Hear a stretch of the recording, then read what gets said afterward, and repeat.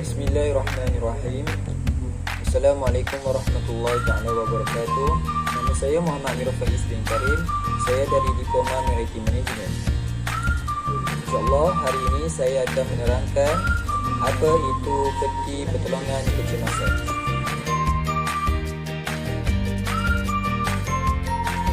Peti pertolongan kecemasan ialah peti yang lengkap mengandungi ubat-ubatan serta peralatan perubatan yang asas yang boleh didapati atau dibeli di farmasi. Setiap rumah perlu ada peti pertolongan kecemasan. Begitu juga premis-premis yang lain seperti kilang, pasaraya, sekolah, taman rekreasi. Ia juga patut disediakan di dalam kenderaan, terutamanya pengangkutan awam seperti bas, teksi, kapal terbang dan sebagainya. Okey, seterusnya, kenapa perlu ada peti pertolongan kecemasan?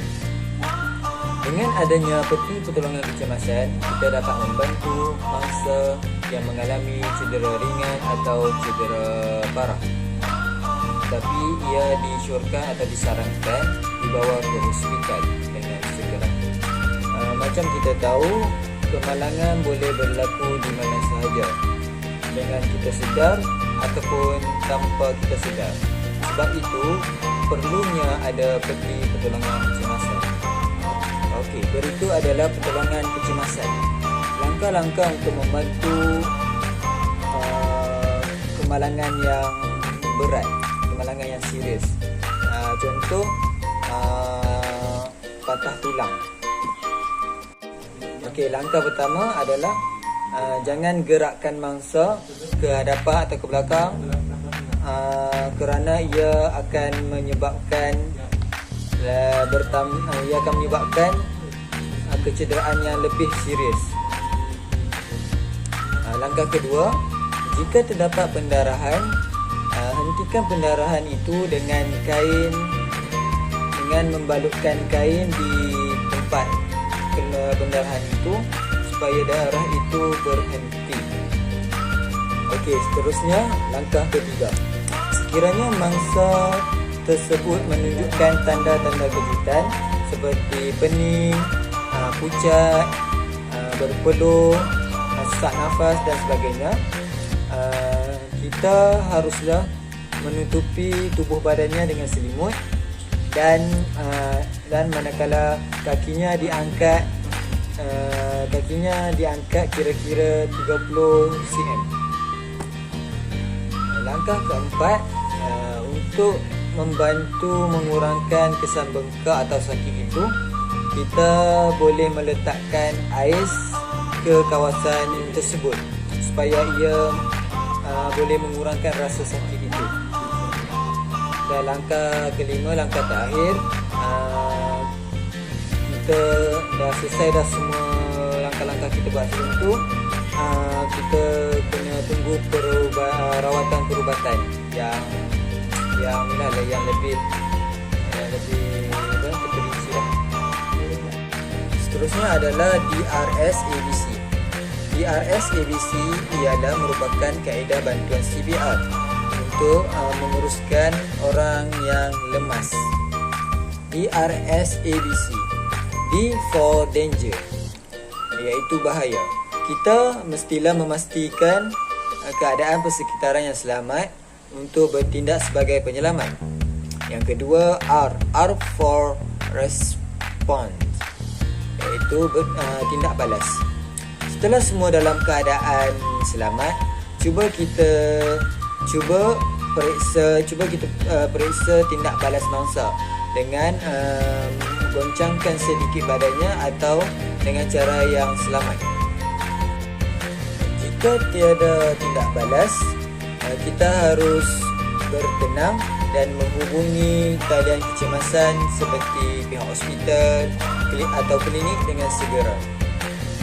Yang ketiga, send for help, iaitu meminta bantuan. Meminta bantuan seperti jika ada telefon, kita boleh telefon contoh hospital lah kan. Lepas tu walaupun tak pun kita menjerit, mungkin ada orang akan dengar.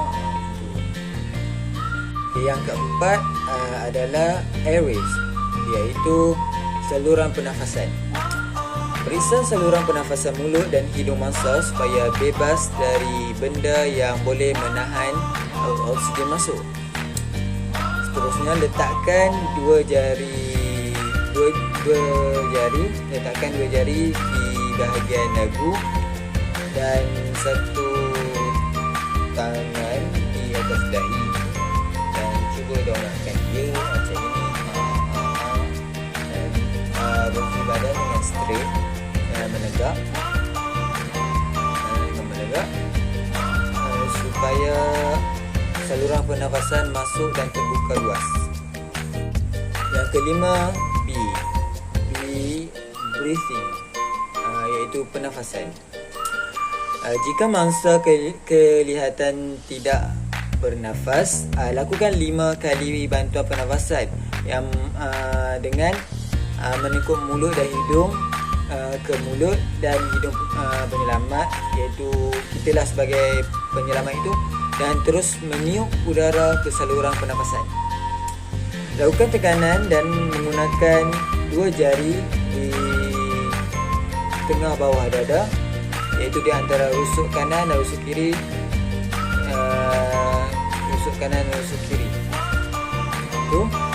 Untuk membuat pengaliran udara yang ditiup ke saluran badan mangsa, lakukan sebanyak 50 kali tekanan.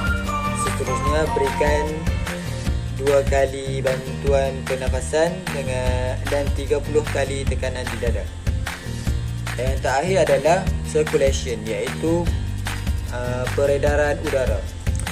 Setelah kita mengetahui bahawa mangsa sudah bernafas, perhatikan dan periksa tanda-tanda pendarahan teruk.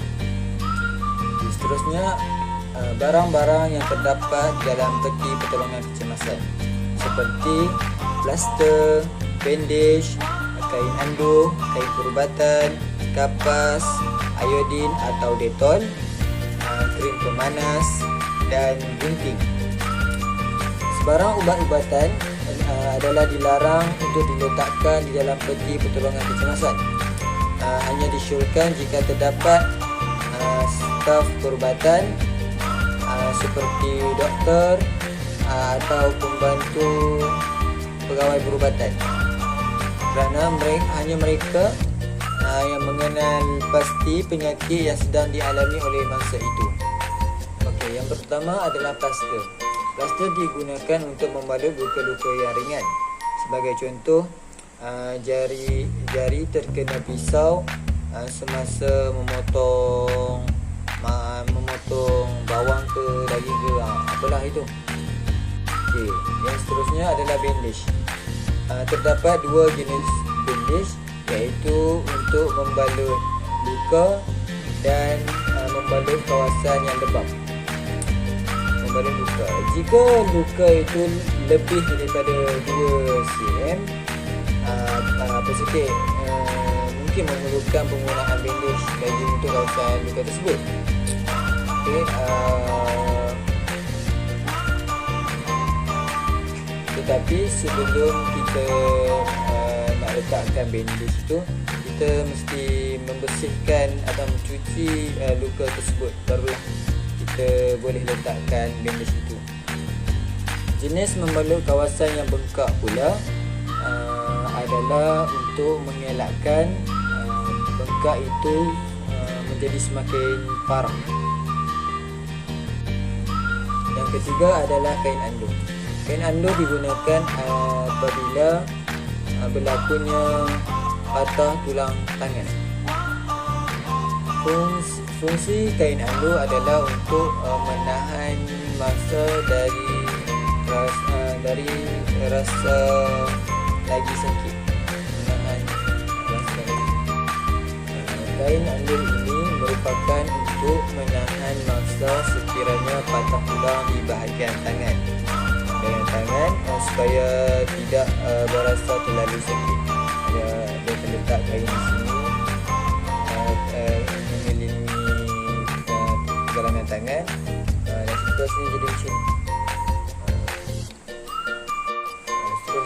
kain perubatan. Kain perubatan ini digunakan untuk menutupi luka yang besar, dan dia juga boleh digunakan untuk membersihkan luka-luka yang kotor. Seterusnya kapas. Kapas juga digunakan untuk membersihkan luka. Maksudnya membersihkan luka tidak mempunyai benda asing seperti tanah, batu atau kaca dan sebagainya.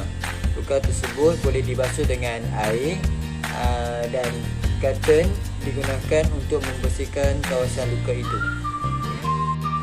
Yang keenam adalah iodine ataupun Dettol. Iodine merupakan larutan yang berwarna kuning yang mengandungi unsur iodine yang berfungsi untuk membunuh kuman di kawasan luka. Jika kawasan luka itu besar dan kotor, dia juga boleh digunakan untuk membersihkan luka tersebut. Yang ketujuh adalah krim pemanas.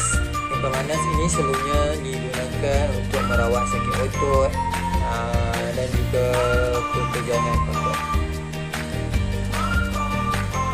Yang ke-8 dan yang terakhir adalah gunting. Gunting adalah sangat penting untuk memotong kain perubatan, bandage dan sebagainya.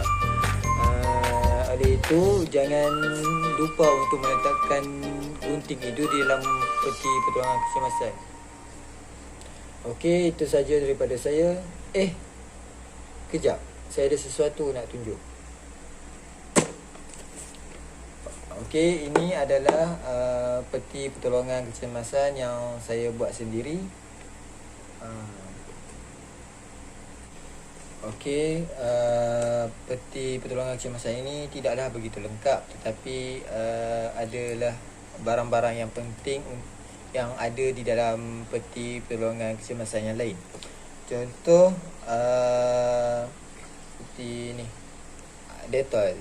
Dettol ataupun iodine boleh merawat luka-luka, mencuci luka. Okey.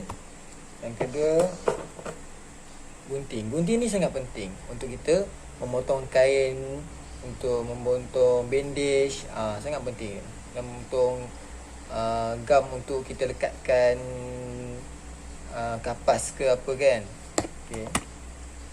Yang ketiga, ini pun penting, kapas. Kapas ini sangat penting juga untuk kita cuci kita punya luka, untuk membuang atau mencuci seperti cuci batu-batu ke tanah ke kaca ke, boleh juga. Dan gam ni macam tadi saya cakap, untuk membalut kapas lah dekat luka. Dan katembat pun sama juga fungsi dia macam kapas itu tadi.